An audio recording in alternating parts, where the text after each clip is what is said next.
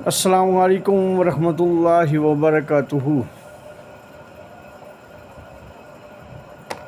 I doctor Mohammad Akram, department of eastern medicine, government college, university Faisalabad. आज मुझे जिस मौजू पे लब कुशाई का मौका मिला है वो है डायबिटीज़ मेलाइटस। डायबिटीज़ मेलाइटस जो है वो दो किस्म की होती है। एक को टाइप 1 डायबिटीज़ मेलाइटस कहते हैं और एक को टाइप 2 डायबिटीज़ मेलाइटस कहते हैं।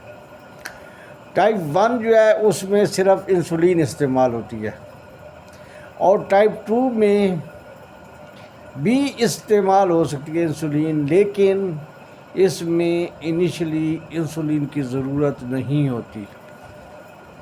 अब ये सवाल पैदा होता है कि टाइप 2 डायबिटीज़ मेलाइटस के अंदर भी इंसुलिन अगर इस्तेमाल की जाती है तो उसको इंसुलिन इंडिपेंडेंट या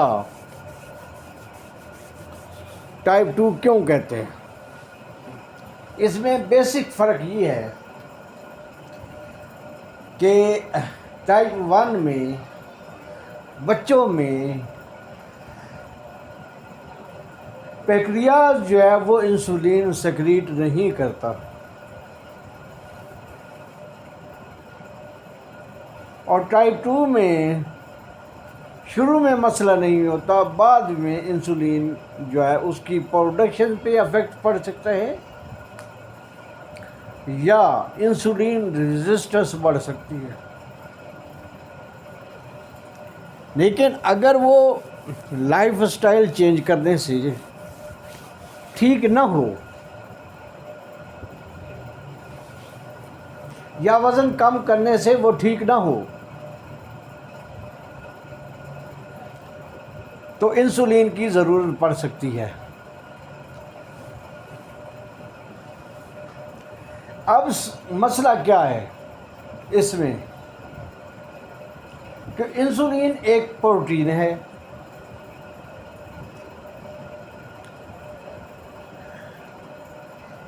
और उसको ओरली नहीं ले सकते,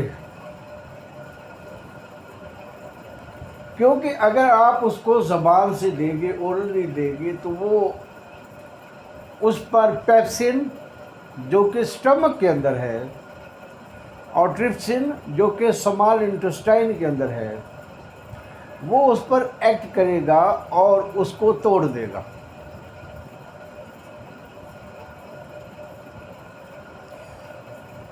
तो वो जब अब्ज़ॉर्ब होगी तो वो अमीनो एसिड अब्ज़ॉर्ब होगी, ना कि इंसुलिन अब्ज़ॉर्ब होगी। इसलिए इंसुलिन अब तक खाने के लिए तो बनी नहीं। अब इसको जो हम लगाते हैं तो वो भी अब्जॉर्प्शन आहिस्ता आहिस्ता उसकी होती है, क्योंकि वो भी आईवी तो लगाई नहीं जाती।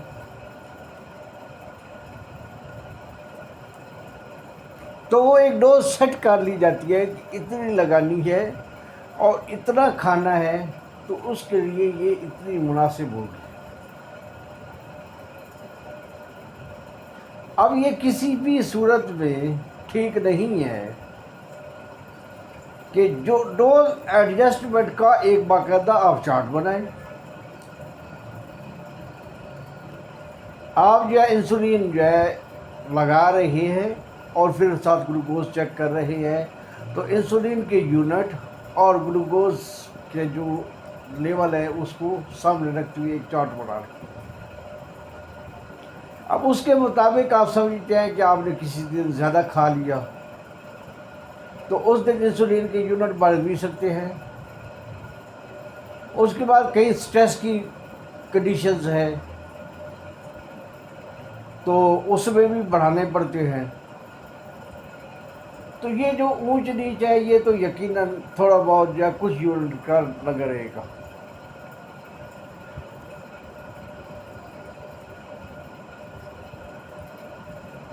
अब इसमें जो मसला है वो होता है पैंक्रियाज का, और हम काम किस पर कर रहे होते हैं? ग्लूकोज पे। तो एक्चुअली हमें पैक्रियाज पे काम करना चाहिए कि आगे जाकर हमें भी पैक्रियाज को ट्रांसप्लांट किया जाए या उसके स्टेम सेल आ जाए, तो हम इनडायरेक्ट काम करते हैं कि या तो इस ग्लूकोज की इनटेक बंद कर देते हैं या उसकी अब्जॉर्प्शन कम कर देते हैं या इंसुलिन की सेंसिटिविटी बढ़ा देती है या उसकी प्रोडक्शन, इंसुलिन की प्रोडक्शन को इंक्रीज करने की कोशिश करते हैं। लेकिन जो सेल डेड हो गए हैं उनकी रीजनरेशंस में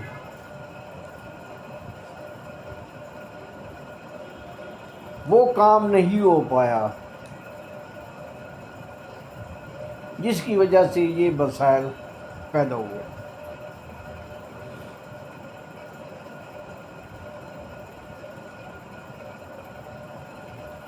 अब सबसे ज़्यादा जो खाई जाने वाली चीज़ है जो हम अपनी डाइट में लेते हैं वो तो है ही ग्लूकोज। चाहते ना चाहते हुए हमें ग्लूकोज की ज़रूरत है। नॉर्मल ग्लूकोज जो है वो मेंटेन बॉडी में होना चाहिए, क्योंकि कभी आप लोगों ने ये कभी नहीं सुना कि आमतौर पर यही कहते हैं कि ग्लूकोज का लेवल चेक करवा लो। रूटीन टेस्ट में ना तो अमाइनो एसिड के आप चेक करवाते हैं जब तक कि कोई ख़ास डिजीज़ ना हो, और लिपिड प्रोफाइल भी उनकी ही करवाते हैं ज़्यादातर जिनका जेनेटिक आप मसला देखते हैं या जिनको ओबीज देखते हैं या जिनको जो है डायबिटीज़ हो चुका होता है या हाइपरटेंशन होती है। तो हम आम तौर पर ग्लूकोज को ही चेक करते हैं क्योंकि इसका कम या ज़्यादा होना सेहत पर बुरे असरात डाल सकता है।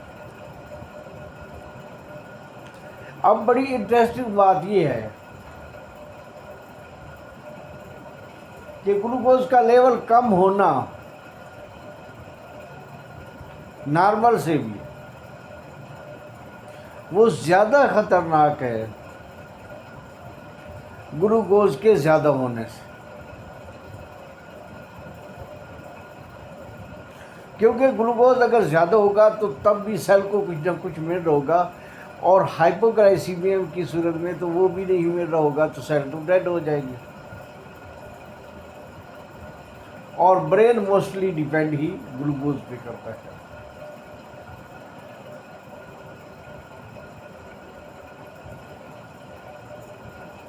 अब हमें क्या करना चाहिए?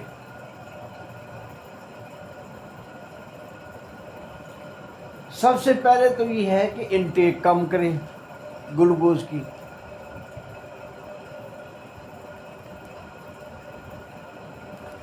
दूसरा ये है कि आप ऐसी ग़िज़ा खाएं जिससे आपको एनर्जी भी मिलती रहे। ये भी ना हो कि आप ग़िज़ा मुकम्मल तौर पे बंद कर दें और आप लाग़िर हो जाए और आपको दूसरी बीमारियां लग जाए।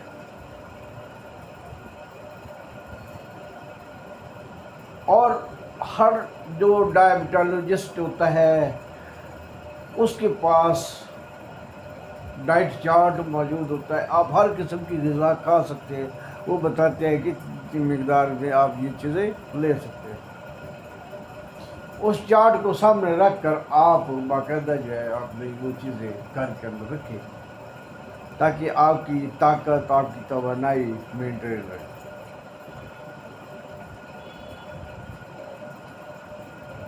अब कुछ लोग समझते हैं कि उनको कोई चक्कर आएंगे या उनको खुद फील होगा कि अब हमारा ग्लूकोज लेवल बढ़ गया तो उस वक्त टैबलेट ले ली जाए। भाई ये मसला नहीं है। मसला तो आपका उस वक्त ही शुरू हो गया जब आपकी कोई बॉडी का कोई हिस्सा सुन्न होने लगा, आपको कोई पैरालिसिस का मसला है, आपको आंखों का मसला शुरू हो गया, गुर्दे का कोई मसला शुरू हो गया, तो ये स्टेजेस तो अब शुरू हो चुकी है। और ये जब शुरू हो जाती है तो ये अचानक से नहीं होती, ये 14-15 साल लगते हैं इसको, उसके बाद ये अपीयर होती है। और इसमें सबसे बेस्ट जो है वो इंसुलिन है। इससे अच्छी और चीज़ इस वक्त है नहीं।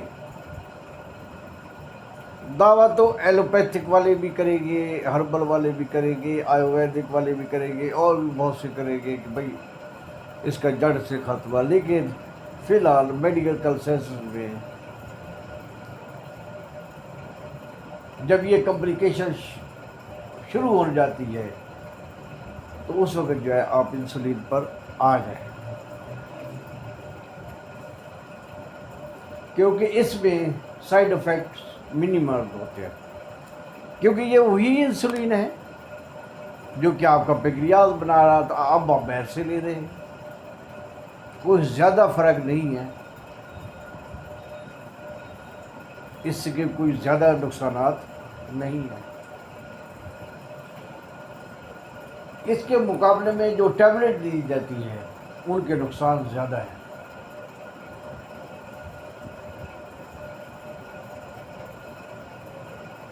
अब मरीज़ों को ये होता है कि जैसे हमने कोई मेडिसिन ली है जिससे हम ठीक हो गए, तो मज़ीद जो है ना दवाई लेने की ज़रूरत नहीं है।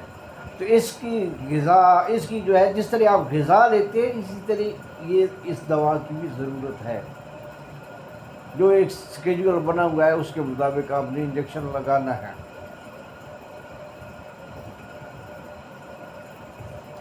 और जब भी आप ग्लूकोज लेवल चेक करवाएं उस वक्त आपका ग्लूकोज लेवल नॉर्मल होना चाहिए।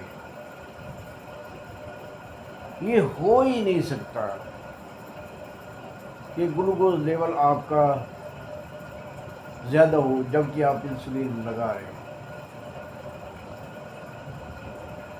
उसमें या तो ये है कि आप इंसुलिन जो है उसकी डोज मिस कर रहे हैं,